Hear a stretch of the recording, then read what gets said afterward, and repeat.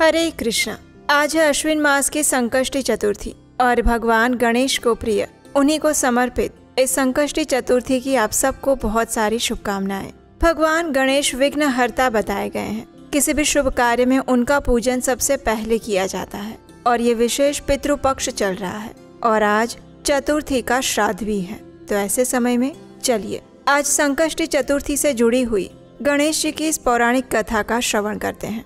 अश्विन मास के कृष्ण पक्ष में आने वाली गणेश चतुर्थी पर विशेष रूप से भगवान श्री कृष्ण और बाणासुर की कथा का श्रवण किया जाता है। तो आइए आज की संकष्टी चतुर्थी व्रत कथा का आरंभ करते हैं। युधिष्ठिर महाराज ने पूछा, हे भगवान श्री कृष्ण, मैंने सुना है कि अश्विन कृष्ण चतुर्थी को संकट चतुर्थी कहते हैं। उस दिन किस प्रकार से गणेश जी की पूजा करनी चाहिए? हे जगदीश्वर, आप कृपया मुझे विस्तार से कहिए। ये सुनकर भगवान श्री कृष्ण कहते हैं, हे राजन, प्राचीन काल में यही प्रश्न माता पार्वती ने गणेश जी से किया था कि हे देव, इस क्वार मास में किस प्रकार गणेश जी की पूजा की जाती है, उसके करने से क्या फल मिलता है, मैं ये जानना चाहती हूँ। और ये सुनकर हंसते हुए गणेश जी ने कहा था, हे माता, सिद्धि की कामना रखने वाले प्रत्येक मनुष्य को चाहिए कि अश्विन मास में कृष्ण नामक गणेश की पूजा विधि विधान पूर्वक करें।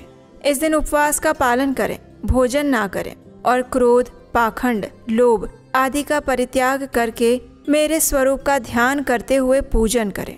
अश्विन मास के कृष्ण पक्ष में आने वाली चतुर्थी तिथि संकट नाशक है। इस दिन हल्दी और दूब का हवन करने से सप्त द्वीप वाली पृथ्वी का राज्य प्राप्त होता है। बहुत समय पहले की बात है। बाणासुर की एक पुत्री थी, उसका नाम था उषा। उसने सुषुप्त अवस्था में अनिरुद्ध का स्वप्न देखा। अनिरुद्ध के विरह से वो इतनी कामासक्त हो गई कि उसके चित्त को किसी भी प्रकार से शांति नहीं मिल रही थी। उसने अपनी सखी चित्रलेखा से त्रिभुवन के संपूर्ण प्राणियों के चित्र बनवाए। जब उन चित्रों में उसने अनिरुद्ध को देखा तो उसने कहा, मैंने इसी व्यक्ति को स्वप्न में देखा था और इसी के साथ मेरा पाणी ग्रहण भी हुआ था। इसलिए हे सखी, ये व्यक्ति जहाँ भी मिले ढूंढ कर लाओ, अन्यथा इसके वियोग में मैं अपने प्राण छोड़ दूंगी। अपनी सखी की बात सुनकर चित्रलेखा अनेक स्थानों में खोज करती हुई द्वारिकापुरी में आ पहुंची। वहां अनिरुद्ध को पहचान कर उसने अनिरुद्ध का अपहरण कर लिया। वो मायावी राक्षसी विद्या जानती थी। रात्रि में पलंग के साथ ही उसने अनिरुद्ध को उठा लिया और गोधूली बेला में बाणासुर की नगरी में प्रविष्ट हो गई। इधर प्रद्युम्न को पुत्र शोक के कारण असाध्य रोग से ग्रसित होना पड़ा। अपने पुत्र प्रद्युम्न और पौत्र अनिरुद्ध की घटना से श्री कृष्ण विह्वल हो उठे। रुक्मिणी भी पौत्र के दुख से दुखी होकर बिलखने लगी। पतिव्रता रुक्मिणी भगवान श्री कृष्ण से कहने लगी, हे नाथ, हमारे प्रिय पौत्र का किसने हरण कर लिया, या फिर वो अपनी इच्छा से कहीं चला गया? मैं आपके सामने शोकाकुल होकर अपने प्राण छोड़ दूंगी अगर वो वापस नहीं आया। देवी रुक्मिणी की ऐसी बात सुनकर भगवान श्री कृष्ण यादवों की सभा में उपस्थित हुए। वहाँ उन्होंने परम तेजस्वी लोमश ऋषि के दर्शन किए। उन्हें प्रणाम करके भगवान श्री कृष्ण ने सारी घटना कह सुनाई। भगवान श्री कृष्ण ने लोमश ऋषि से पूछा, हे मुनिवर, हमारे पौत्र को कौन ले गया है, या फिर कहीं वो स्वयं तो नहीं चला गया? हमारे बुद्धिमान पौत्र का किसने अपहरण किया है, ये बात मैं नहीं जानता। उसकी माता पुत्र वियोग के कारण दुखी है।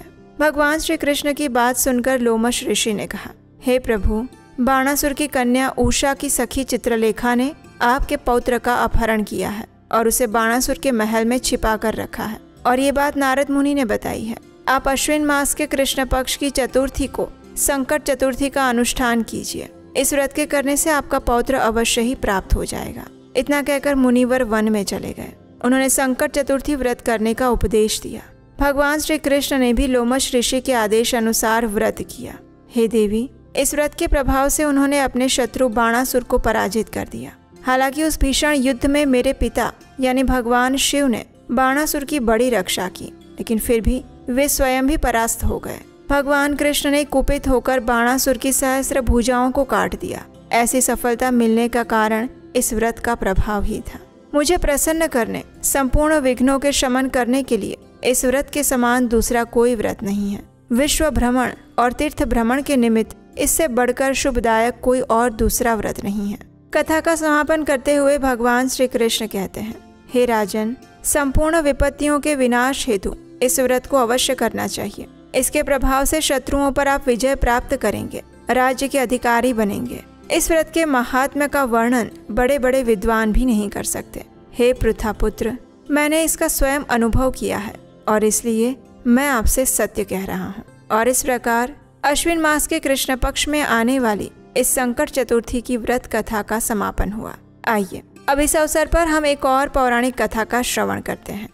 पौराणिक कथा के अनुसार प्राचीन काल में नल नाम के एक राजा थे जो अन्य सभी राजाओं में सर्वश्रेष्ठ थे। उनकी पत्नी का नाम दमयंती था जो अत्यंत सुंदर थी। दोनों ही अपना जीवन सुखपूर्वक व्यतीत कर रहे थे। एक बार राजा नल ने जुआ खेला और उसमें अपना सब कुछ हार गए, अतः उन्हें अपना संपूर्ण राज्य खोना पड़ा। उसके बाद राजा अपनी रानी के साथ वन में चले गए। एक श्राप के कारण उन्हें अपनी पत्नी से भी वियोग सहना पड़ा और इसी दौरान दमयंती को वन में शरभंग महर्षि के दर्शन हुए। उसने हाथ जोड़कर ऋषि से प्रार्थना की कि वो उसे अपने पति से मिलने का कोई उपाय बताए। और तब शरभंग ऋषि ने कहा कि तुम्हें भगवान गणेश की पूजा करनी चाहिए, उनका व्रत करना चाहिए। यदि तुम श्रद्धा पूर्वक भगवान गणेश का व्रत करोगी तो तुम्हें अपना पति वापस मिल जाएगा। दमयंती ने ऋषि ने जैसा कहा था वैसे ही भगवान गणेश जी का संपूर्ण श्रद्धा के साथ व्रत किया और इस व्रत से गणेश जी अत्यंत प्रसन्न हुए और उस व्रत के प्रभाव से दमयंती कुछ समय बाद अपने पति से पुनः मिल पाई। इसी व्रत के प्रभाव से राजा नल को अपना खोया हुआ राज्य भी वापस मिला। तो इस प्रकार जो भी व्यक्ति भगवान गणेश जी की श्रद्धा और निष्ठा पूर्वक आराधना करके संकट चतुर्थी का व्रत करता है, उसकी सभी मनोकामनाएं पूर्ण होती हैं। आइए अब इसी से जुड़ी हुई हम एक और कथा का श्रवण करते हैं। एक समय सभी आपत्तियों में ग्रस्त देवतागण भगवान शिव के पास गए। उस समय भगवान शिव के पास जाकर उन्होंने अपनी रक्षा के लिए प्रार्थना की। तब भगवान शिव के पास कार्तिकेय स्वामी और गणेश जी दोनों ही विराजमान थे।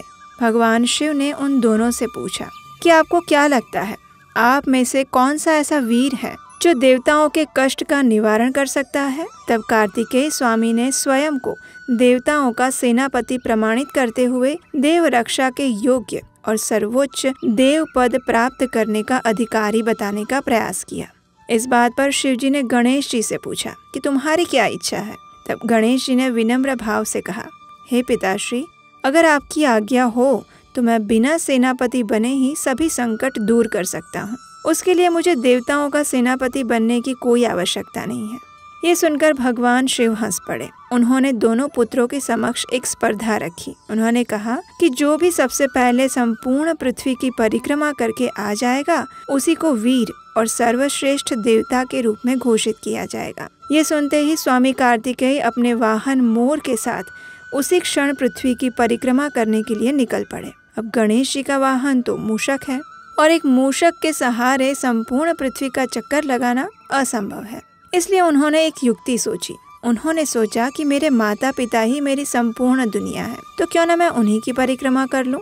तो इस प्रकार उन्होंने भगवान शिव और माता पार्वती को एक आसन पर बिठाया और उनके आसपास में 7 बार परिक्रमा करने लगे। माता पिता की पूजा और परिक्रमा करने के बाद वे शांति पूर्वक आकर बैठ गए। अब थोड़े समय बाद कार्तिकेय वापस आए, पूरे पृथ्वी की परिक्रमा करने के बाद। अब समय था निर्णय करने का। कार्तिकेय स्वामी ने कहा कि मैंने संपूर्ण पृथ्वी मंडल की परिक्रमा कर ली है। इस पर गणेश जी ने अपना मत देते हुए कहा कि वास्तव में किसी भी मनुष्य का संपूर्ण जगत उसके माता पिता के आसपास होता है, इसलिए सबसे पहले उनकी परिक्रमा करना अत्यंत आवश्यक है और वो पृथ्वी की परिक्रमा के बराबर ही माना गया है। इस प्रकार शास्त्रों से विदित वचनों का उल्लेख करते हुए गणेश जी ने अपनी बात सामने रखी।